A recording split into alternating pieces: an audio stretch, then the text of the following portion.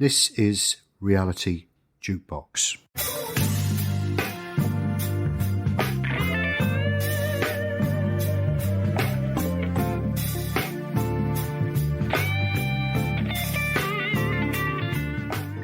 Hello, and welcome to our second podcast. How you doing, George? All right? Yeah, very good, thank you. Glad to be here again. How are you? I'm very well, thanks. It's good that we're back together again after our Elvis Extravaganza Part 1 on the last one. We're going to look at some live gigs today. Yes. The subjects, again, are very different to what people normally talk about. We will later on, we're both going to be talking about tour riders. We've got some examples which we're going to show you of some really big artist tour riders, hopefully which will, as usual, engage you and make comments about as well. And there's a few shocks and surprises. And we're also going to talk about, we're going to cover live gigs again, but this is the first one. So, George, what was been your favourite ever live gig? That's a big question. Favourite ever live gig. And I also suspect I'm a little bit on the back foot here, okay? Because no doubt you're going to pull out some time that you saw like Deep Purple in a World War II bunker. It was you and 7 other people. You should see Deep Purple, funnily enough. Yeah, I don't doubt that. Whereas I'm going to be here talking about the subtle nuances of S Club 7 at Wembley Arena in 2002. Just kidding, I'm not going to mention them. I couldn't go because I was 8 years old. No, I digress. So, a big one, probably quite cliche, 2018 in the Olympic Stadium. Myself and 80,000 other people singing along with the Foo Fighters. It was amazing to be there with Dave Grohl and the band. 80,000 other people all singing along to Best of You. It's something I'd wanted to do for a long time. I remember when I was younger, I was at school, there was a massive concert in Milton Keynes. It was Foo Fighters being supported by Biffy Clyro, being supported by Jim Eat World. 3 bands I grew up loving, but I couldn't go because how far it was. So to finally get to see the Foo Fighters was very, very a good experience for me. And again, I generally prefer smaller concerts, but seeing the Foos at such a big venue was pretty special for me. They're great live. Yeah. Great live band.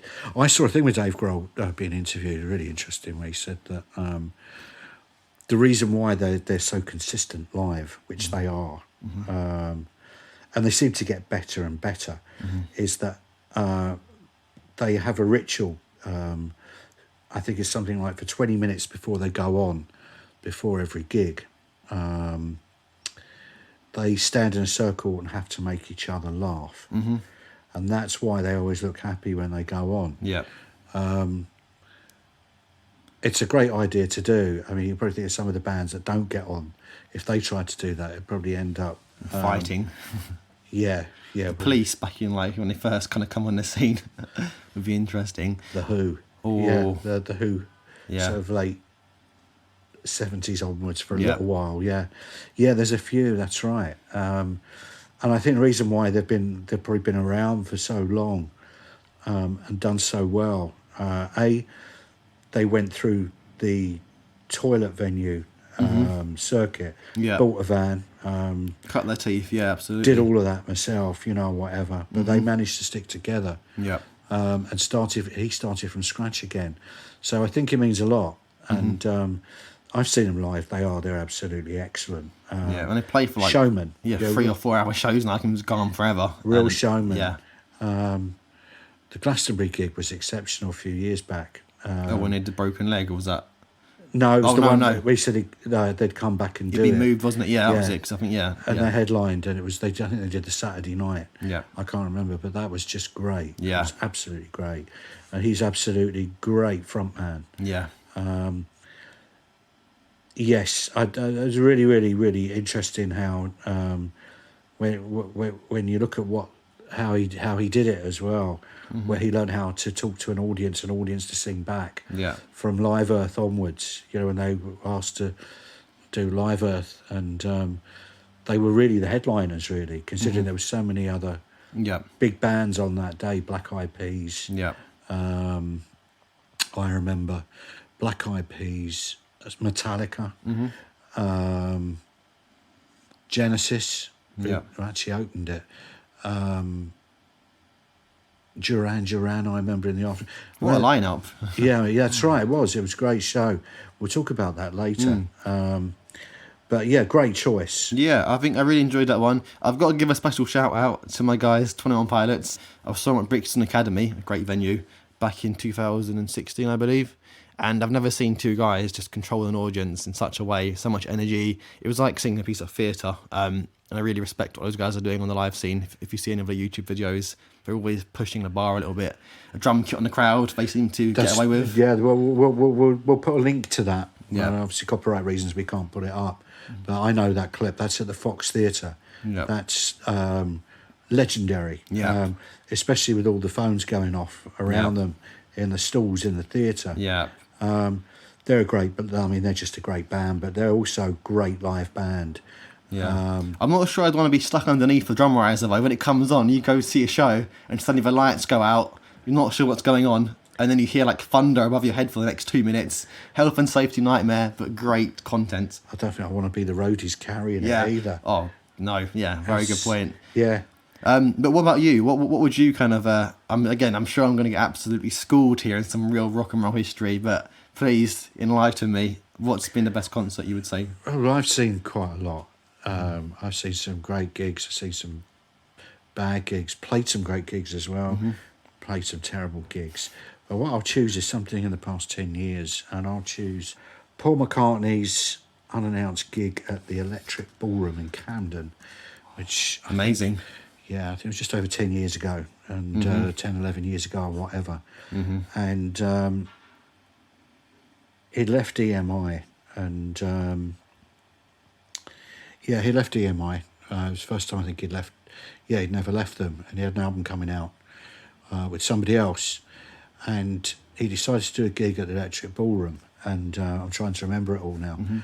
And the record company office that had him, the new record company, phoned me up and said, "We've got 2 parties for this evening," and it was about 4:00 in the afternoon, and I said, "Do you want them?" And it was like, yes. Absolutely. Saying no. Yeah. So I phoned my girlfriend at my partner. I said, "Do you want to come and see Mccartney? When is it?" "About 2 hours' time." And we went, and we were really fortunate. We didn't have to queue up or anything. Yeah. There was a lot of fans that have obviously been in a lottery, to get the tickets or whatever. And it was red carpet and all that stuff, and we didn't want to hang about with any of that, even though we could have done. Yeah. And we stood right down the front. Ooh. And witnessed anything. The only time I ever seen McCartney before was at Live Aid, and it was just great. He sang really well that night as well. But I remember he did about a 25-minute version of Hey Jude, and I think he came back out and did it again for the encore. But he played for about 3 hours. Yeah. But he had some great. He had his great quips, as he always does. There was no huge, entry. He just walked on. Yeah. He just walked on. He goes. Yeah. Just kind of he walked on. That's who he is, isn't it? Though he doesn't need to come on like rollerblades of fireworks. No, but he said, Yeah. We know. He said, I know this gig. He said, I know this venue. We used to rehearse here when we were Wings. When I was in Wings. He said, and we also used to know a bloke down the road called Camp Den. Camden, it's always a quip, like from him or whatever.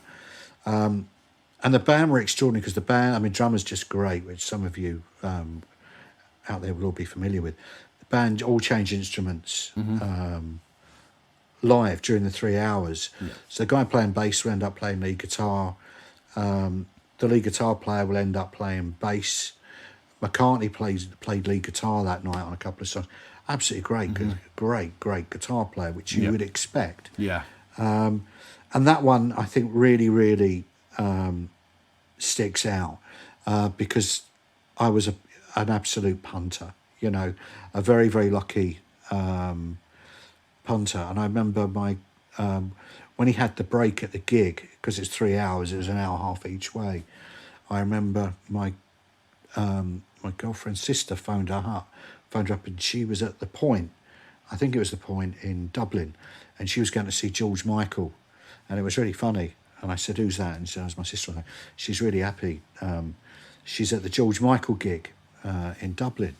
So I said, I bet she wasn't happy when you said you got this unannounced, sort of kind of private McCartney party, which was absolutely right. I know which one I'd choose. But I'd like to go and see George Michael. I would like to have seen that gig. Again, in the future we'll talk about him.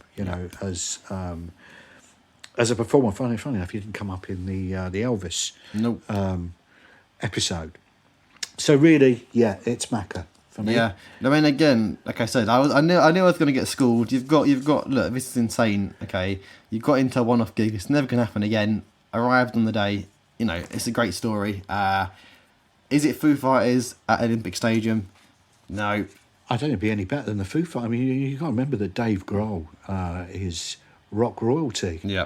He plays with McCartney. He did the Barack Obama gig. Yeah, he did.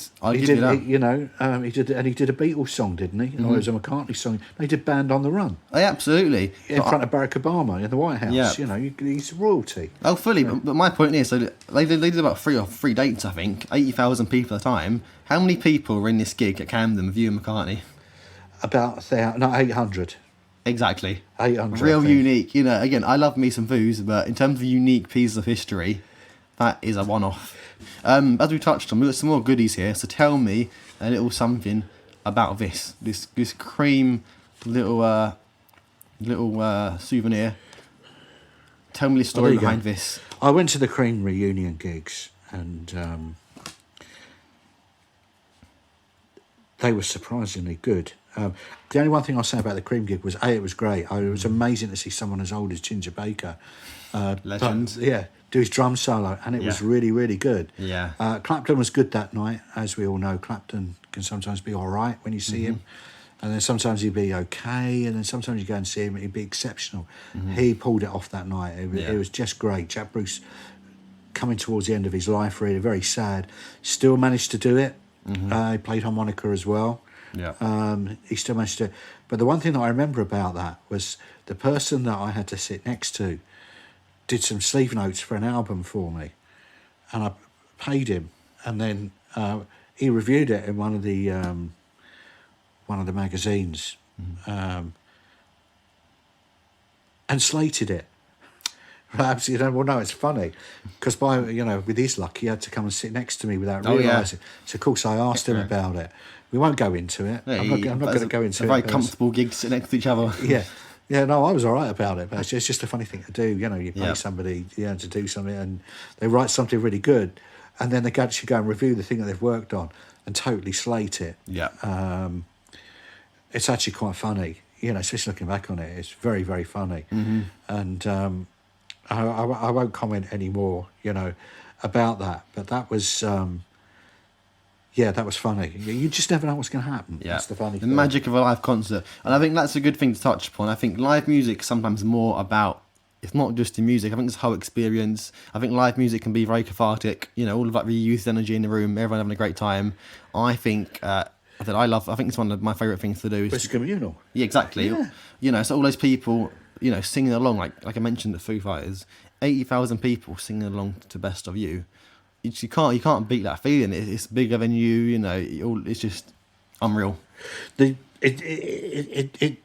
It's also really good that now we've been through. It's not over yet, but the pandemic we've been through. We've had lockdowns, and there was no live gigs at all, and that part of the industry suffered really, really badly, and it was terrible what happened. It started opening up again now, and you can see that it's going to be bigger than ever. The passport stuff, and we don't really want to go into that, but you can see with the Reading Festival, Reading and Leeds, how well that did, and just venues just generally opening, not just for rock and roll, or whatever, but just live entertainment just actually sort of happening again and coming back has been... it was just dreadful. It was absolutely dreadful. That was the one thing when I was a school kid. That was the one thing, was going to a gig and then playing them.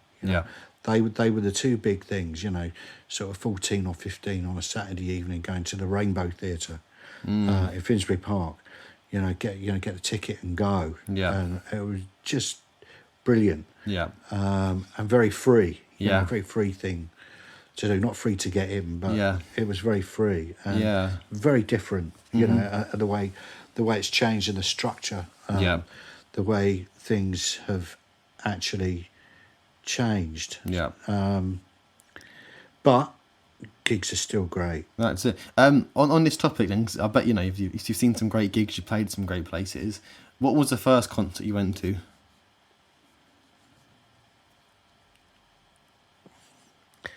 I can tell you. I can actually. Please tell do. you. I can. Big gig or small gig? Just the first gig, the first one you classify as being like memorable, at least. Like you think, yeah, that was the first sort of. I was a primary school kid and I saw a band called Wishbone Ash. Mm-hmm. And I really was a primary school kid. And it was at the Alexander Palace. Ooh, Ali Pally. Yeah. It was. It was at the Alexander Palace. And there was a band that Robert Palmer was in who was supported. Mm-hmm. And that was the first show that I'd ever seen. Yeah. And I remember standing at the front, at the side, in front of the PA. It was loud. That was a thing that really got me. All the stuff with, Younger being turned up to music and stuff like that. That was the first live gig. And they'll come back up. They'll come back up as a topic. That was the first one. Nice. I remember a lot of it. It was just like the whole thing with the lights, the smell of it all. Yeah, the sticky floor. Alexander Palace was wooden. I remember it was wooden floorboards. That's right. Yeah. And then you just want to go to gigs after and after that. I think when I got to 11, I managed to get a Saturday job in a record shop, and with the Saturday money, I'd start going to gigs. Yeah. It's very different to now where, kids are very restricted. So I started pretty young. Yeah, definitely. You're hardcore. I'm not deaf. Yeah, and it's also well done because, I've been to some gigs and you come out there thinking, what happened? Everything's a blur right now. My ears are just ringing. And you wake up in the next morning and your ears are still ringing and you kind of regret not wearing earplugs. So you've done very, very well. But it's the way things have changed. The way that things have changed, and the subject that we're going to come on to shortly is, unfortunately, now there's less and less live venues, especially when you're starting out. It is difficult to play live. In the UK it is. I think in Ireland it's slightly different. In Europe it's very different, and that's got to be sorted out anyway. Going to play in the EU, that's all gone up, but I think they've started, not the government, but agencies and stuff started manage to open up, do deals with countries, certain countries. I think they've done to this date, which is, where are we today? We're coming up to the end of September. There's 17 countries that deals have been done with the EU. It's vitally important that it gets back to where it was. But with bands starting out with smaller gigs, there are so few now. There are so few, and I don't think it's to do with people don't want to go to small live gigs anymore. I think that a lot of it is to do with just the restrictions of it. Yeah, it's it's tough. Absolutely, and it's also now, particularly with the internet being so prominent, maybe once upon a time cutting your teeth in the live environment was the way to gain your fan base. The internet now has opened up a whole new door, which is a whole different way of working. But if you create your fan base online from videos and stuff, a lot of people like little cutting your teeth in grabby little venues. It's a different kind of culture, I think, now. And there's another way of kind of gaining that sort of fan base. So maybe it's not as essential possibly as it might have been once, because the whole question of what is rock and roll now, and the kind of current music scene and fan bases, I think things have definitely changed. They have, but I do believe that people like going to gigs. Absolutely. And people like clubbing. But the one thing that most people do like are not small gigs or the medium-sized venues like Hammersmith, maybe Brixton, Manchester, Glasgow. The medium-sized venues do suffer a bit these days. Because if a ticket's going to cost you 50 or 60 quid, you can go to a festival for 3 or 4 days and see all your bands for 150 quid or 200 quid. Yeah. And you can see a ton of bands plus all the bands that you like. And that can be anywhere in the UK or in Europe. Mm-hmm. You know, that festivals in Barcelona, Madrid, Amsterdam, everywhere. Amsterdam, the electronic, big electro one in Croatia. Yeah. Denmark, Belgium, Hungary. You know, it goes on and on Yeah, and on. it's a real global phenomenon. And like Glastonbury, you know, it's just you can buy a ticket and you're gone for like 3 days, and you take the travelling in. It's 4 or 5 days maybe. Yeah. And you're gone, and you have a great time, and that seems to have taken over. I don't know if the environment has changed that as well, where the weather has changed. Yeah. I mean, I remember festivals just absolutely raining all the time. Yeah. It doesn't seem to happen so much now. If it does rain, it doesn't rain for a long time. Again, another podcast about weather. But I think that's where it's probably changed. It's a good question. You got me thinking there. Do try. Yeah. But going back to what I used to call the toilet venues or the toilet gigs, you talk to any established band of recent years, they'll all say they've done the toilet circuit. That's what it's called. It's very funny, the toilet circuit. But I know for a fact, talking to smaller promoters and smaller venue managers in recent years, what started to happen about 10, 15 years ago, with the advent of, you're going to love this, with the advent of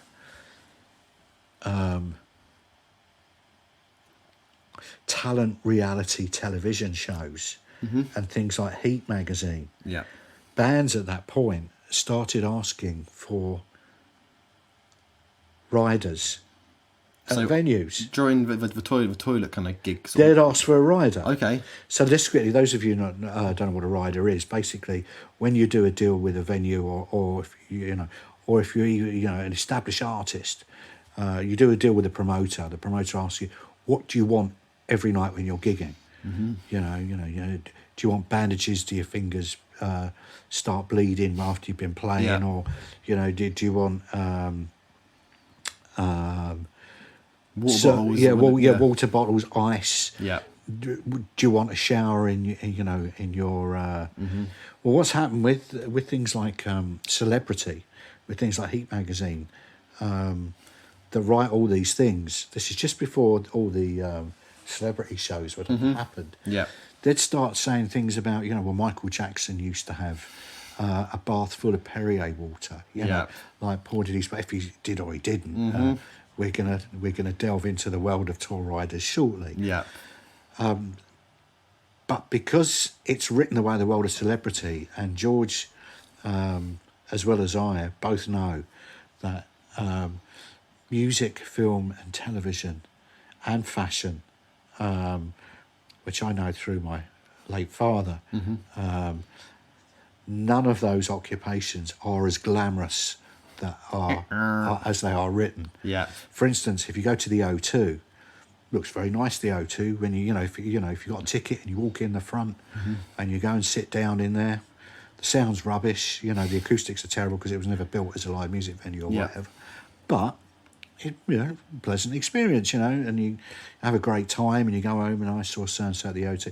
What they don't realise is round the back, and the backstage at the O2 is, a couple of the dressing rooms are nice or whatever, but really it is actually a glorified toilet. Yeah. It's probably the best way to describe it. Yeah. It's just concrete. There's nothing glamorous about it whatsoever.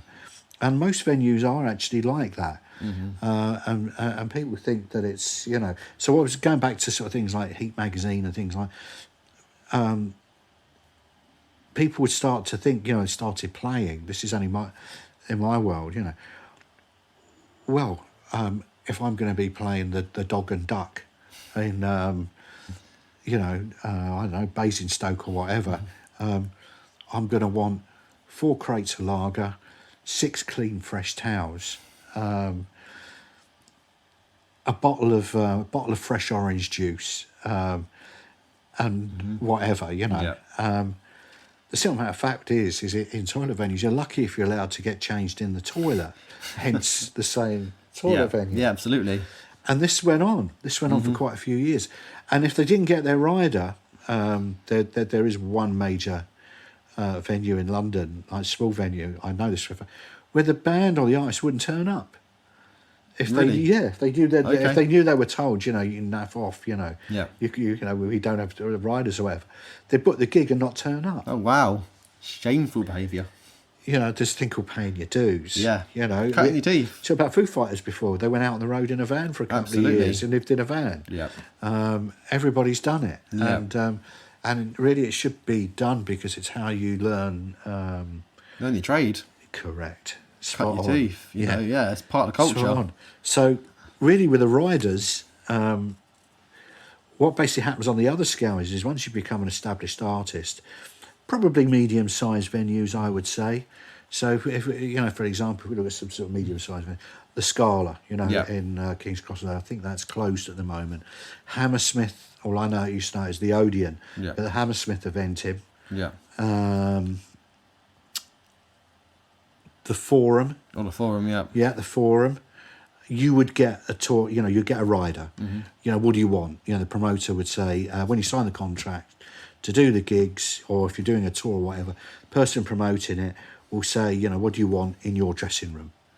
What specifications, do you want? Yeah. And so it really comes from there, really, from the medium-sized thing. But when you start going to play much bigger venues, and there's a lot more money involved, where you'll start to play in front of 10, 20, 30, 40, 50, 60, 70, 80,000, 100,000 people, your tour rider starts to change again dramatically. Yeah. Because you can basically command. You're the king of the castle by this point. You are. And that's what we're going to look at. Yeah. So I'm going to say to you, what would be on your tour rider? What would be on my tour rider? Okay, what would be on my rider? I would probably have...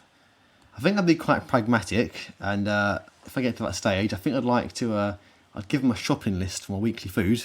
I go, put this in the fridge for me, actually, and I'll come and get it at the end of the gig. Save a few bob.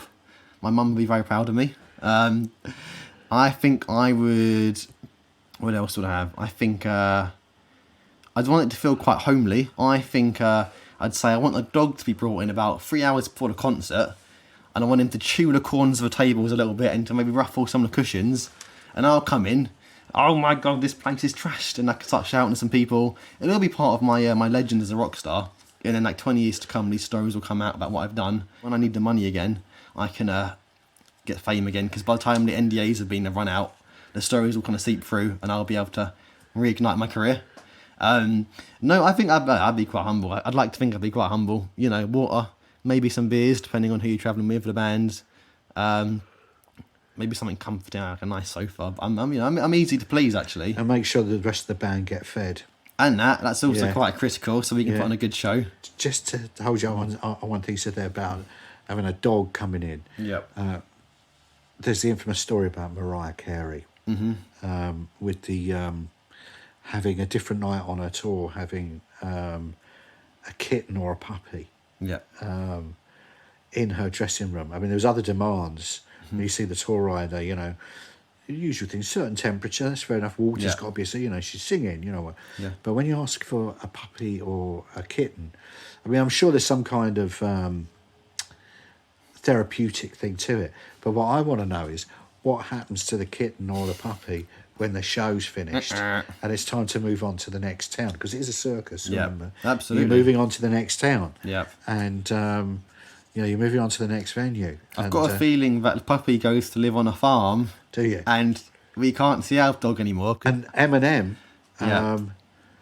Eminem, there was one tour Eminem did, it must have been the US, where he had a koi pond put into his dressing room. Very tranquil. A pond full of koi fish. Yeah. Yeah, or koi carp, yeah. Yeah. Great big fish. Yeah. It's interesting because quite tranquil, and you go on stage and kind of rap lyrics to kill her, where he'd sing quite explicit things about doing a lot of bad things, and it's quite an interesting contrast there. Maybe the koi could have been a therapist instead. That's right. And then you get the Van Halen, the infamous Van Halen, yeah. which we will put up for you. We'll actually put this up for you. where they had all their brown M&Ms taken out of. It all started. Yeah, that's probably really early on. Or so we thought. Yeah. We dug around, and the last one that we'll talk about, we'll go through a few shortly. Yeah. But there's one that we found, which actually goes back to the 70s, which is just, Yeah. it's just unbelievable, you Yeah. know. But it is believable, Yeah. because it is so outrageous. Yeah, and definitely, that's going to be a great little story. Yeah. So when you see some really old artist being interviewed, really, really old, it's like, oh, you did this tour, you did this gig. It's like, oh, I can't remember, you know, whatever. It's no surprise when you see what's been on their tour rider. Yeah. And we're not talking about narcotics, you know, or alcohol. It's just some of the stuff that they did, you know. It's a real insight into what they got up to. Yeah. So you'd have that on your tour rider? Yeah, I think it depends how big I get. Maybe I'll develop some sort of crazy ego and go crazy. Well, I like to think I'll be quite humble. You know, and again, I can kind of agree with Mariah. A dog would be nice, actually, in general, because it's very therapeutic. You know, it makes you feel important. And when I get to that level of fame, I would like to feel very important, I imagine. So a dog would do that. I'm quite easy to please, but what would be on your rider? Depends what era, really, is the best way to describe it. Yeah, it's a very good point. Say no more. Yeah, Yeah, depends what It was era. acceptable in the 80s, kids. Now, you'd probably want a really good movie. A good chef, you know, you would want, but not too much Very before you went on. responsible. Yeah, that's right. You know, the alcohol and all that kind of stuff. So it really is secondary. You know, it's not. Yeah. Yeah, it would probably be something like that. Really. It's very sensible. Yeah. It wouldn't be like, and also it wouldn't. Just coming to mind now is the Spinal Tap, the Spinal Tap sketch, which is the those of you that know the film, the scene where the manager asks Nigel Tufnell, the guitar player, how are you feeling? How are you? You know, you ready to do your gig tonight? Well, I'm not happy with the backstage arrangements, and he's got the plate of food, and because they're not major headliners anymore. He's going on about the food. Yeah, this isn't bread. Yeah. You know. I won't say any more for any. Spoiler alert. Yeah, it'll be a spoiler alert. Yeah. But it's worth a watch. Yeah. It's definitely worth a watch. So.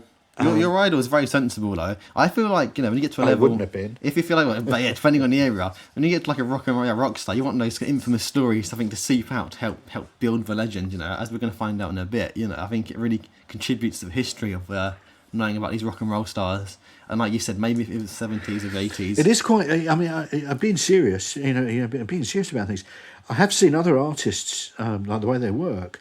I remember years and years ago seeing AC/DC. They were doing 4 nights at Hammersmith, 4 nights at Wembley. There was this one. This It was that. is something. It was that. Let's just look. Turn it around for a second, because that says access all areas. This is a bit of a Wayne's World moment. We're not worthy. Yeah. So please shed some light on And this. it was at Hammersmith. They did 4 nights at Hammersmith. What was Hammersmith Odeon, and they did 4 nights at the SSL Arena because it was the winter time. Gigs at Wembley Stadium were very, very few and far between at that point. But their dressing room was really interesting. And when you go to Hammersmith, it's probably changed now. But if you ever played Hammersmith or you went to Hammersmith, the venue, when you see the front and you've got the, it's originally, I think, you know, it was Hammersmith Odeon. So it does look like it was a cinema. You'd have the thing that would come out the front and it would have the signs up the top who was playing. To the right-hand side, there's like a little side road alleyway, and down there is where the whole backstage thing is how, and where you go in and where the artists who are playing go in. And you walk in and there's, again, it is totally unglamorous. People think that it's glamorous or whatever. It's really not. And the funny thing about it is that when you walk in, just as you walk in, they close the door behind you. You go down some steps, if I remember rightly, and there's the dressing room, and next to the dressing room, there's a room where you can warm up. Not doing aerobics, but guitars, drums, you know, where you warm up. Yeah, nice. And their dressing room was quite incredible. It was one of the neatest, tidiest Really? dressing rooms I've ever seen. It was so professional, yeah. And even though like the bass player and the drummer wear jeans on stage, they had jeans that were on a chair with a t-shirt to wear for the gig. Yeah. You know, Heavily organised. Yeah. it was really that. Yeah. It was really that. But the one thing I will say was, in their rider, they had on the promoters for the whole world tour had to build a pub at the back of the stage every night called the Bell End. That's what it was called. Nice. It was the singer. It was Brian Johnson that Jonna who asked for this, and it had a dartboard. You know, it had everything. Yeah. A bar. Yeah. Not the back of the stage, like backstage, but behind the equipment. Oh, yeah, yeah. So when the band finished, or Straight to the before bar. they went on, it was normally him. He was in his pub, you know, and that was demanded in the rider. Yeah. Because basically with riders, folks, basically, is if you don't stick to the agreement, if the promoter doesn't stick to the rider agreement, they're liable to be sued, basically. And this goes back to the whole toilet venue that we were talking about before, to now talking about really big established artists. Even way back then, I think it probably would have changed in the 70s when stadium tours took off and PAs got much bigger and technology got better to tour with. Yeah. And it's probably stuck with us. But the toilet venue thing, just to close that bit down, I think that's changed now with the riders on toilet venues. It's like, you're either going to play here or you're not, you know. And if you don't, then just don't, you know, we'll book somebody else. Try somewhere else. It's a shame. And reality television, you know, some of the reality talent competition shows did that as well, because everything is plastered over that everything is really glamorous. And it's not. It's all hard work. Well, yeah, I think you know, this is a whole other topic, but reality TV kind of skips that sort of, you know, sort of cutting your teeth, but you're going to cut your teeth on live TV, and then by the time you come out of that, you're at a certain level potentially. But that's a whole nother kind of topic to dive into. That could be a whole nother can of worms there. Reality TV. It is, yeah. Well, that's different. You have to basically cram. What would we say? I don't know, 3 months work, learn in 3 months what you normally would take probably some people 10 years.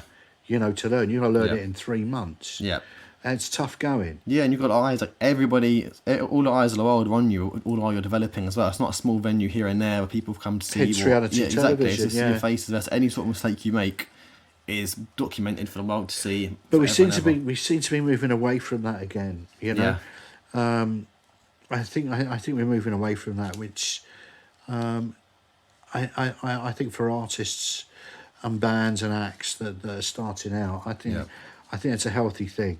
You only get better by playing in front of people. There's no doubt about that. Even if there's 4 people in an audience, instead of a rehearsal room, even if you make mistakes or whatever, I know that. You know, I it's tried and tested. I know that.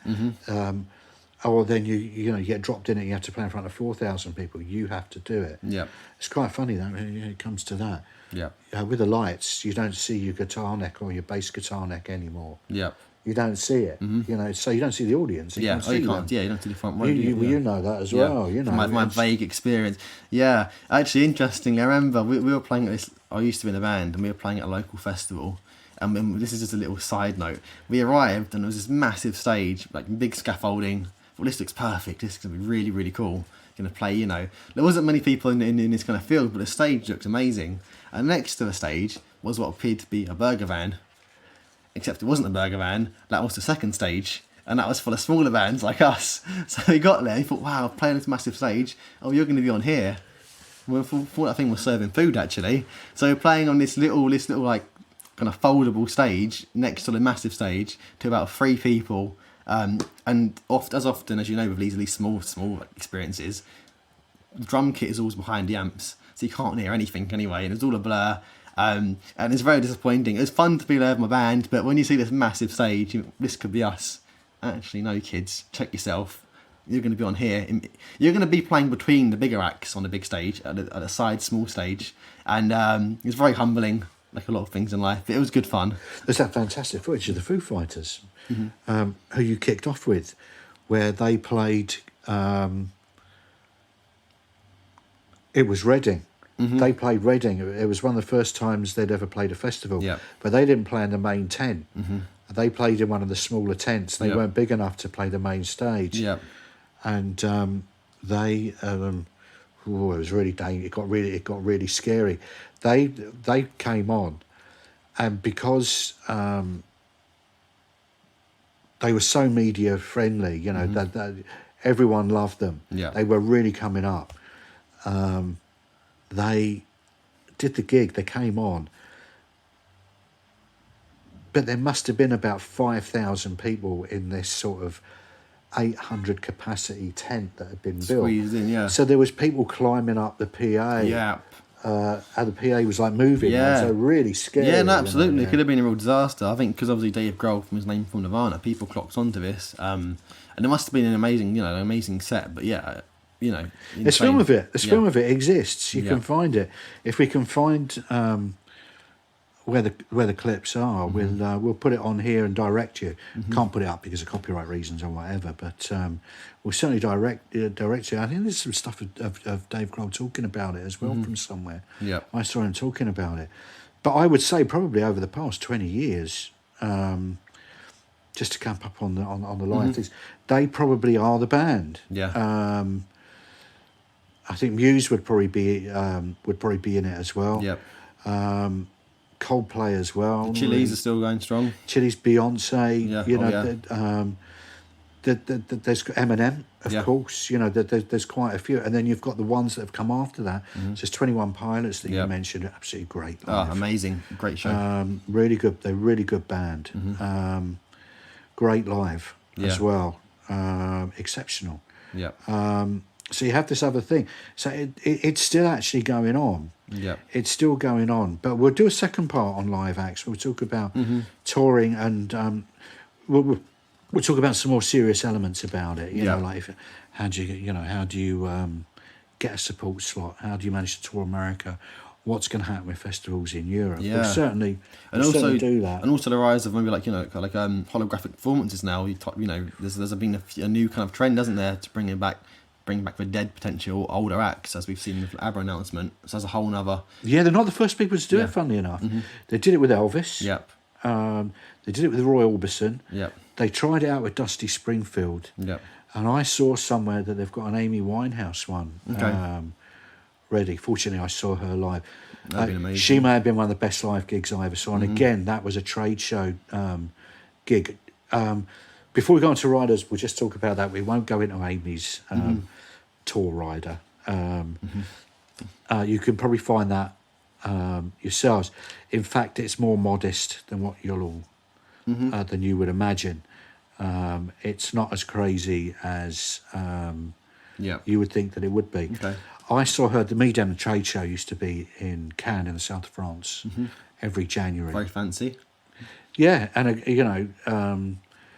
it was a great, provided you got all your meetings and all that kind of stuff done. Yeah. In the evenings, you could actually go and see live acts that played in hotels, Yeah. in the ballrooms, and on the Croisette in Cannes. The Croisette is basically the promenade, what we would call. We're going to have a walk along the Blackpool Promenade, right? Not quite the same, but No, it's not quite the same. No. classier. No, it's not quite the same, but nothing wrong. You know. Hey, nothing wrong. Nothing wrong, I'm from Croydon, it's okay. And at the end of January, the weather used to be in Cannes, provided there wasn't bad weather, would be about, I don't know, 68 Fahrenheit, probably about 18 or 19 degrees. And quite mild in the evenings as well. And I think it was 2006 or it was 2007, I can't remember. And I saw a poster up saying that Amy Winehouse was playing the Martinez Ballroom. And the colleagues that were with me, I said, we've got to go and see that. Her second album has been out for a while. Rehab's done really well, the single. And she's on tour in the UK. And I knew it had been released. I knew it had been released in the UK. I knew it was released in Ireland because I had a copy for ages. And it was cracking out. It was absolutely cracking. Yeah, and massive album. she's great live, right?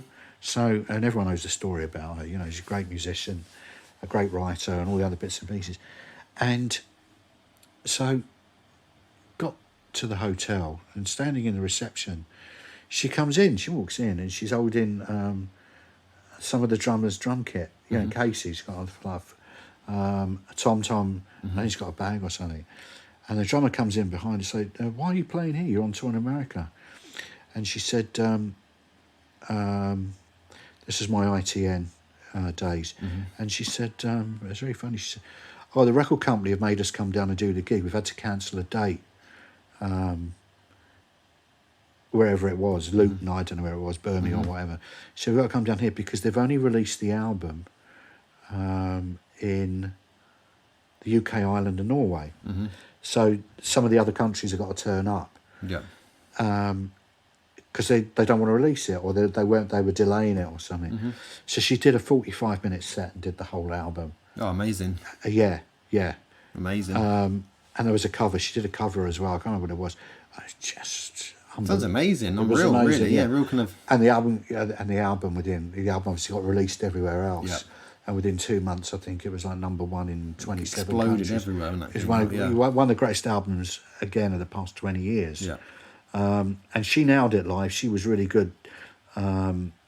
She was great. The band were absolutely superb. The bass player, who was the musical director, was absolutely brilliant. Those of you that want to check out how good they were, there is a BBC documentary called The Day Amy Went to Dingle, which is a tiny little Great name. village in Western Ireland. Yeah. And it's a songwriters convention, basically, and it's in a church. And she went, and it was round about that period. She went, and she did a gig in front of about 15 people. You'll see it. It's a BBC, I think it's probably on the iPlayer. It's probably on a BBC iPlayer. And it was just a bass player and a guitar player and her. And she just sang. Yeah. She had a pair of trainers on, you know, it's kind of, you know, just That's all sang. she needed. Nice interview was great. So if I saw McCartney a year later, see, there's so many, you know, you forget about it. But that was one of them as well. Amazing. But her tour rider was a little bit more modest than you would probably imagine. Yeah. Compared to some of these ones we're going to go on to, which are not so modest, let's say. Okay, so we're going to wrap up part 1 here. Thanks for listening, and please join us back on the other side for part 2. Please like and subscribe should you so wish, and we appreciate your support. Thank you.